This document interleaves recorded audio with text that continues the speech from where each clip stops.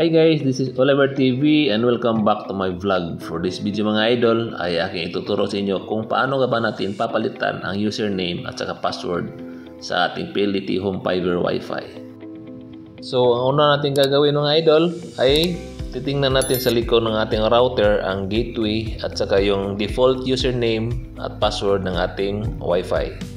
So dito sa likod ng ating router mga idol ay makikita po natin yung ating gateway at saka yung default username at password ng ating Wi-Fi. So yan po ang ating gagamitin mga idol para maka-change tayo ng username at password sa ating Wi-Fi.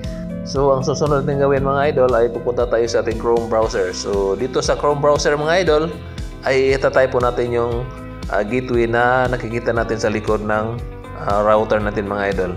Pwede mo lagyan ng HTTPS mga idol at pwede rin diretso ka na sa 192.168.1.1. Pagkatapos pipindutin natin yung enter or go.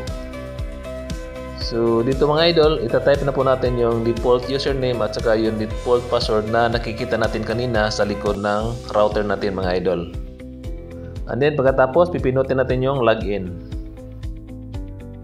So dito gagawa na po tayo ng panibagong password and then input natin to confirm and then